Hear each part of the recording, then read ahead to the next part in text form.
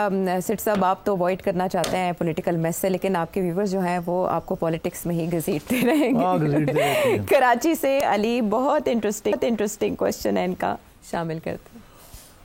عمران خان بہت ہی زیادہ پاپولر ہے پاکستان میں بھی، اور اوورسیز پاکستانی خصوصی طور پر عمران خان سے بہت پیار کرتے ہیں. پاکستان کی اکانومی کی جو حالت ہے وہ بہت بری ہے، اور نیکسٹ ایئر ہمیں اچھے خاصے پیسے دینے ہیں، اور کافی مشکل ٹاسک ہے پیسے اکٹھے کرنا. اگر عمران خان کو لے کے آتے ہیں اور عمران خان سے کہتے ہیں کہ ٹھیک ہے ڈیل کر لیتے ہیں کہ تم اکانومی کو سٹیبل کر لو اور ہم جو ہے وہ آپ کے ساتھ کر لیتے ہیں مکمکہ جو بھی ہے. عمران خان کی اسپیشلٹی یہ ہے کہ وہ کافی اچھے اس طرح کے کام کر لیتے ہیں، تو وہ پاکستانی اکانومی کو سٹیبل کر سکتے ہیں اگر ان کو بالکل فری ہینڈ دیا جائے اور وہ اوورسیز پاکستانیوں کو پاکستان میں انویسٹمنٹ کے لیے کہیں تو یہ پاسبل ہو سکتا ہے. کیا حکومت اپنی قربانی دے کر یہ کام کر سکتی ہے پاکستان کے لیے، پاکستان کی اکانومی کے لیے اور پاکستان کی اسٹیبلٹی کے لیے؟ واہ جی واہ، میرا خیال ہے آپ بھول ہی گئے کہ جب عمران خان صاحب پرائم منسٹر تھے تو اکانومی کا کیا حال تھا، کتنے پیسے وہ لے کے آئے، کتنی دفعہ خان صاحب نے ان کو کہا کہ پیسے لائیں انویسٹمنٹ کریں. کمال ہو گیا یار، ویسے آپس کی بات ہے. خان صاحب ایک دھیلا نہیں لا سکتے پاکستان کے لیے. خان صاحب اپنے چیریٹی اسپتال کے لیے پیسے اکٹھے کر لیے تھے، مگر چیریٹی اسپتال کے لیے $1 ملین $2 ملین اکٹھا کرنا اور پاکستان کے لیے $2 بلین اکٹھا کرنا بڑا فرق ہے نا یار. خان صاحب سے یہی امید تھی جب وہ آئے تھے 2018 میں، یہ لائے گئے تھے کہ جی آپ گورنمنٹ بھی ٹھیک کریں، اسٹیبل کریں، اچھے لوگ رکھیں، کرپشن ختم کریں اور دنیا کے ممالک کے ساتھ اچھے تعلقات کریں، تجارت کو شروع کریں، انویسٹمنٹ لے کے آئیں، اور پاکستانی جو ایکسپیٹریٹس ہیں ان سے کہیں کہ دل کھول کے پاکستان کے اندر انویسٹمنٹ کریں اور پیسے لے کے آئیں. ایک دھیلا نہیں آیا. تو یہ تو اس کی وجہ تھی کہ یہ گورنمنٹ نہیں چلا سکتے. Khan is a great leader, a great populist leader, اور خان کو گورنمنٹ چلانا اس کو آتی نہیں ہے. خان آتا تھا 11 بجے اور 3-4 بجے گھر چلا جاتا تھا، اور اس نے اپنی ایکسرسائز بھی کرنی ہوتی تھی، اس نے اور بھی کام کرنے ہوتے تھے بنی گالا میں. تو Khan was a part time prime minister. Cabinet meeting ہوتی تھی یا وہ سوشل میڈیا کے لیے انٹرویوز دیتے رہتے تھے سارا وقت، اور وہ موٹی موٹی بات کر کے فارغ ہو جاتے تھے. اور جو ٹیم بنائی تھی انہوں نے، یوزلیس ٹیم، فائنانس منسٹری کی تباہی کر دی تھی انہوں نے. کبھی اسد عمر صاحب آ رہے ہیں، کبھی حفیظ آ رہے ہیں، کبھی شوکت آ رہے ہیں، کبھی کوئی اور آ رہا ہے. there was no end to it. He had no idea. He is clueless about economics and finance and management. Great cricketer, but yeah, give me a break.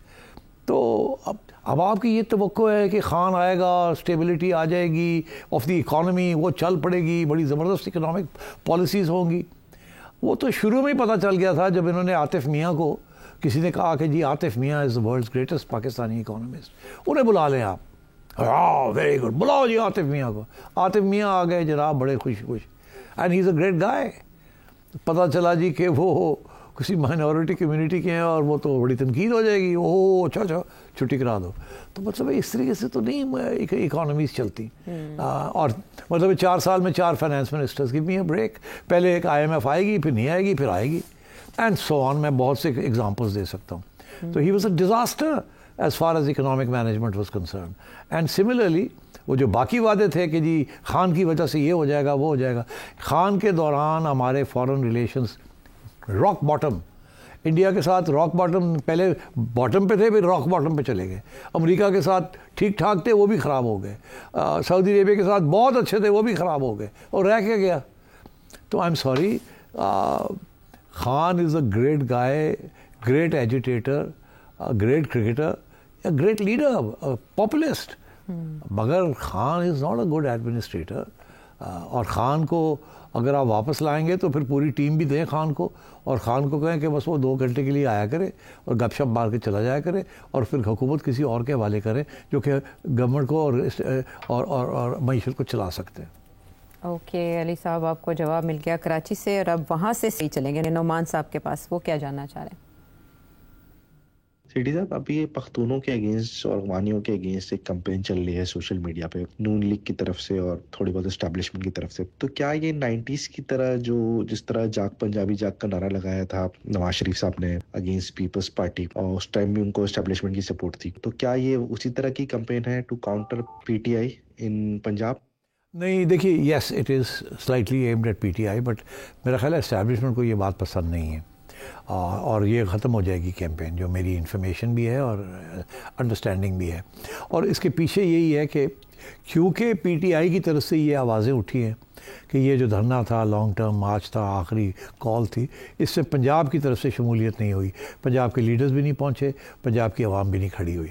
تو کے پی کے لوگ اور ان کے درمیان یہ ایک قسم کی ایک فیلنگ تھی، یا اس کو اکسایا بھی گیا فرام دیئر سائڈ کہ اوے پنجابی ہو تسی کتھے ہو. تو اس لیے پھر میرا خیال ہے کاؤنٹر کرنے کے لیے اس کو یہاں بھی کچھ لوگ جو ہیں انہوں نے کہا جی پنجاب جاگ پنجاب، دیکھو یہ آپ کو گالیاں دے رہے ہیں، تم بھی جیسے یہ غیرت مند ہے تم بھی غیرت مند کھڑے ہو جاؤ اینڈ سو آن. میرا خیال ہے یہ اٹس ناٹ گڈ. وہ بھی بات غلط تھی اور یہ بھی بات غلط ہے، اور یہ میرا خیال ہے کہ اسٹیبلشمنٹ میں اشارہ یہاں کر دیا کچھ لوگوں کو جو کہ اس بات کو آگے بڑھانا چاہ رہے تھے کہ یہ پنجاب اور پٹھان والی بات ختم کی جائے فوری طور پہ. Don't forget 70% or 60% of the Pakistani army and armed forces are Punjabi and 30 to 35% are Pashtun. And اس سے زیادہ ڈیوائسو اور خطرناک کوئی بحث یا بیانیہ نہیں ہو سکتا. اور اب سیٹھی صاحب سے سوال منزہ یاسمین صاحبہ کر رہی ہیں اسلام آباد سے. یہ جو کچھ بھی ہو رہا ہے اس سب میں نون لیگ تو صحیح سے بلی کا بکرا بنی ہوئی ہے، ہر طرف سے لان تان سن رہی ہے. پیپلز پارٹی گورنمنٹ اتحادی ہونے کے باوجود مزے سے بیٹھ کے سب تماشا دیکھ رہے ہیں. جتنے بھی پی ٹی آئی کے لوگ ہیں ان کو پیپلز پارٹی میں کوئی نقص نظر نہیں آتا. انہیں جب بھی گالیاں دینی ہوتی ہے سوشل میڈیا پہ بھی، ویسے بھی ان کے یوٹیوبر بھی، ان کے صحافی بھی، سب صرف اور صرف نون لیگ کو نشانہ بناتے ہیں. جو بھی یہ ڈرامہ ہوا ہے 24 نومبر کو، اس میں بھی پیپلز پارٹی کا کوئی کیریکٹر نہیں ہے. تو میرے خیال سے سب سے زیادہ مزے میں اس وقت زرداری صاحب اور ان کی پارٹی ہے. اور نون لیگ کو کیا ایسی آفت آئی تھی کہ یہ گورنمنٹ بناتے اسٹیبلشمنٹ کرتی جو انہیں کرنا تھا، بنا لیتے پی ٹی آئی والے گورنمنٹ. یہ سب کچھ انہوں نے اپنے گلے میں کیوں ڈالا ہے؟ مجھے تو کبھی کبھی ترس آتا ہے ان لوگوں کے اوپر کہ سب کچھ ٹھیک کرنے کے اس میں چل رہے ہیں، اسٹیبلشمنٹ کے ساتھ بھی بالکل سنسیئر چل رہے ہیں، اور پھر بھی ہر طرف سے بیچارے جو ہے پریشان ہی ہیں. ایکچولی اس کا جواب میں ایک دفعہ نہیں کافی دفعہ دے چکا ہوں مختلف مواقع پہ. اگر آپ چاہیں تو میں ایک دفعہ پھر دہرا دیتا ہوں، اور تھوڑی سی اس میں انفارمیشن بھی ہے اور کہانی بھی ہے اور حقیقت بھی ہے. یہ ہے کہ جب یہ سب کچھ ہوا تو اس وقت جب خان صاحب کی چھٹی ہوئی تو نون لیگ کے اندر ہی ڈیبیٹ چلی تھی کہ فوری طور پہ الیکشن کرا لیا جائے یا حکومت لے لی جائے. اور اس میں دو پوائنٹس آف ویو تھے.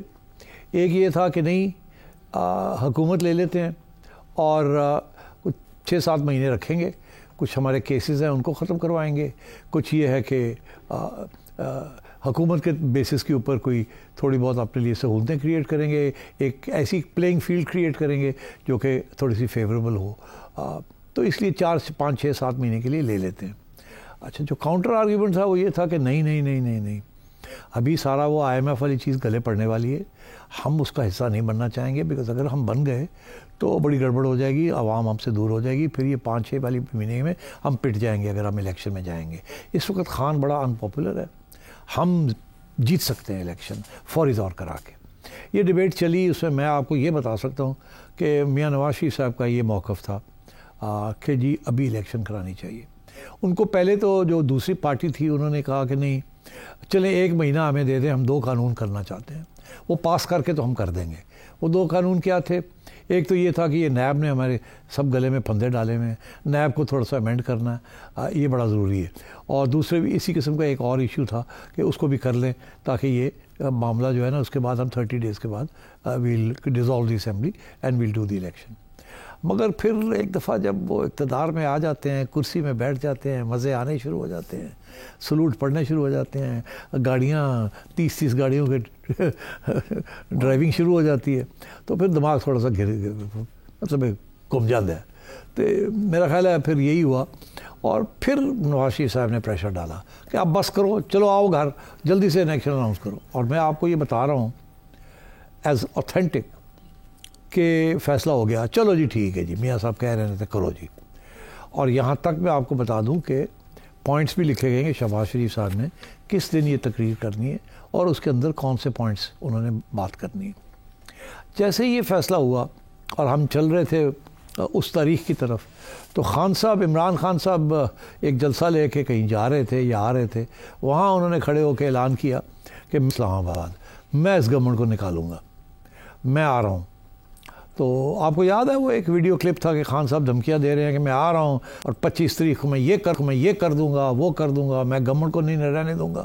اور کسی نے, شاہ محمود قریشی ساتھ ان کے کھڑے تھے, اور شاہ محمود قریشی صاحب نے کوئی فون لیا, فون لینے کے بعد انہوں نے خان صاحب کو کہا, کوئی بات کہی تو خان صاحب نے کہا ہاں ٹھیک ہے, کون ہے, پھر کہا ہاں ٹھیک ہے. تو یہ دھمکی خان صاحب نے اس وقت دی تھی. جیسے یہ دھمکی دی تو نون لیگ والے جو ہے ان کا سر چکرا گیا. انہیں ایک پارٹی جو تھی جو رہنا چاہتی تھی گورنمنٹ کے اندر, اس سے دوسری پارٹی جو میاں نواز شریف کی پارٹی تھی اس کو یہ کہا کہ دیکھیں اب اگر ہم نے چھوڑ دیا تو خان کہے گا میں نے نکالی ہے گورنمنٹ, یہ ہم افورڈ نہیں کر سکیں گے. ہماری اس وقت عوام یہ سمجھے گی خان زیادہ پاورفل ہے اور ہم کمزور ہیں, اس لیے ہم اس کی دھمکی کے اندر پریشر میں آ گئے. تو یہ آرگیومنٹ جو تھی یہ پھر انہوں نے میاں صاحب کو آگے رکھی کہ جی ہن نہیں اسی جانا, ہن خان نے دھمکی دیتی ہے تو ہن اگر اسی گئے تو ایک کمزوری ہوئے گی, اور کمزوری دے وچ الیکشن وچ عوام یہ سمجھے گی کہ وہ تکڑا ہے, یہ دوڑ گئے نے, اور انہیں دھمکی دیتی ہے تو دوڑ گئے نے. تو اس وقت پھر یہ فیصلہ ریورس کیا گیا کہ ٹھیک ہے پھر اب وہ اسپیچ شہباز شریف صاحب نہیں دیں گے اور اب ہم رہیں گے, آگے جا کے دیکھا جائے گا. وہ جو آگے جا کے دیکھنے والی بات تھی وہی تھی کہ جی سپٹمبر نومبر تک ہم رہیں گے پھر دیکھا جائے گا. مگر وہ سپٹمبر نومبر میں تو پھر کوئی اور ہی بات شروع ہو گئی اور وہ پھر ختم ہی نہیں ہوئی, جس کی وجہ سے پھر ان کو آگے جا کے ایک اور سٹیج پہ الیکشن اناؤنس کرنی پڑی. اور جب وہ کی تو پھر آپ نے دیکھ ہی لیا کہ حشر کیا ہوا. So I think that was the original mistake. اب یہ ہے کہ انہوں نے گورنمنٹ کیوں لی اس وقت تو آپشن ہی کوئی نہیں تھی. ان کو تو کہا گیا تھا کہ ہم الیکشن کرا دیتے ہیں, آپ آئیں گے, آپ نے گورنمنٹ چلانی ہے اور IMF پروگرام کرنا ہے. اب آپ کہہ رہے ہیں کہ یہ ان کو نہیں لینی چاہیے تھی, مگر وہ تو بات پہلے کا فیصلہ تھا نا, پہلے نہ لیتے اور الیکشن کرا لیتے. اب جب الیکشن کرا کے یہ مطلب یہ آ گئے ہیں, اب چارہ کوئی نہیں تھا نا. اب تو یہ اسٹیبلشمنٹ کی پارٹی بن چکے ہیں, یہ عوام کی پارٹی تو نہیں ہے. تو اب یہ کہ اسٹیبلشمنٹ کی پارٹی ہے تو پھر جو اسٹیبلشمنٹ کہے گی وہ کرنا پڑے گا. اب وہ پٹائی ہو رہی ہے.